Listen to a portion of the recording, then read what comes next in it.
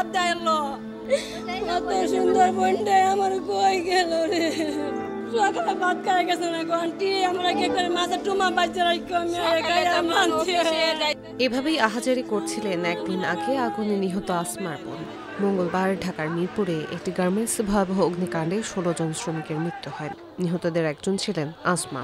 মাস ৬ আগের কথা। ওই পোশাক কারখানায় কাজে যোগ দিয়েছিলেন আসমা। ছিলেন মেশিন অপারেটর। থাকতেন কাছের ১০ নম্বর রোডের এক বস্তিতে খালার সঙ্গে।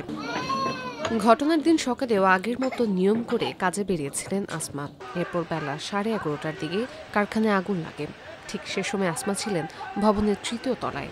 প্রত্যক্ষদর্শীদের অভিযোগ, কারখানার সুপারভাইজার ৩য় তলার কক্ষটি তালাবদ্ধ করে রেখেছিলেন।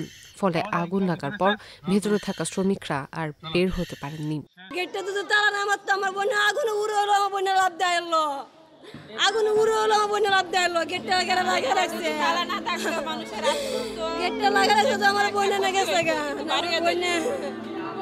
আগুনে উড়ে হলো আটটা আমার বোনে এলো কেরে গেটটা লাগা রাখছে আল্লাহ আল্লাহ রে। আসমার খালা জানান, আগুন লাগার খবর পেয়ে তিনি কারখানার দিকে দৌড়ে যান। সকালে বের হওয়ার সময় তার সাথে দেখা হয়নি, এমনকি সেদিন না খেয়ে কাজে চলে যান আসমা। খালাকে বলেছিলেন দুপুরে তার বড় মাছের ভাজি দিয়ে ভাত খাওয়ার ইচ্ছা। সে কথাটাই কেবল মনে পড়ছে তার খালার। সোহালে যে রাত্রে গেছে, রাত্রে এনে দুজন কাইছি কাইলে হরে কইতাছে আন্টি আমি কাহরানা। আমি বুঝি না মায়া কাহরানি না, তোর মা অসুস্থ হার্টের রুগী, কাহরানো লাগতো না। কোথায় আন্টি আমার একটা মাছ বড় মাছ বাজি হইতে আমি লাঞ্চ খাই। এই যে কথা আমার দাদুর সাথে হইছে বাদে বইয়া মাথার আঁচড়ায় সাহায্য হারিয়া শুয়ে হচ্ছে আর তার সাথে আমার দেখা হইল। আমি তো বুড়ে ৬টার সময় কাজ হয়ে গেছি গিয়া, আমি আইসি ৯টার সময়, ৮টার সময় তো অফিসে গেছে গা, তার সাথে আর দেখা হয়েছে। খবর পেয়ে ঘটনাস্থলে যান আসমার খালাতো বোন ও তার স্বামী। হাতে ছিল আসমার ছবি। সারাদিন তাকে খুঁজেছেন বিভিন্ন হাসপাতালে। রাতে ঢাকা মেডিকেল কলেজ হাসপাতালে মর্গে গিয়ে লাশের স্তূপের মধ্যে বোনের পরিহিত পোশাকের একটি অংশ দেখে শনাক্ত করেন আসমার দেহ। আমরা যাই কত জায়গায়, এই জায়গায় খুঁজি, সেই জায়গায় খুঁজি, কত জায়গায় খুঁজি, কেউ আমরা যাইতে দিন না।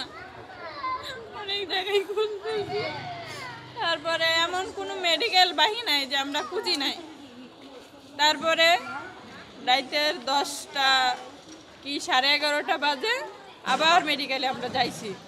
যাই আমার ভাই দেখে আইছে আমার বোনের চেহারাটা এত সুন্দর হয়েছে। রাত্রে এখন জামা দেখাই দেবো, কাপড় দেখাই দেবো, আমার বোন তো বুকরা পড়ে যায়। তো সকালে উঠে যায় 8টার দিকে, এত খেয়াল করা যায় না কোন জামা পরে যায় আবার কোন জামা না পরে যায়, বুকরা পরে যায়। তো আজকে আমার খেয়াল হয়েছে আমার বোনে বাথরুমতে উন্নাটা ঠিক করে করে বাড়িতেছে। আমি আজকে রোজু তাকায় দিছি। আমার সেই কল্পনা তাইকে আমি আমার বোনেরে জামার কাপড়টা আমি দিছি আমার বোন জামাইরে। তা আমার বোন জামাও যায় দেখছে এই যে হের হাতের মধ্যে আর এই শরীরে এই জামা আর কালো বুরকাটা আছে, দেখাতে হালকা হের মুখ দেখা যায়।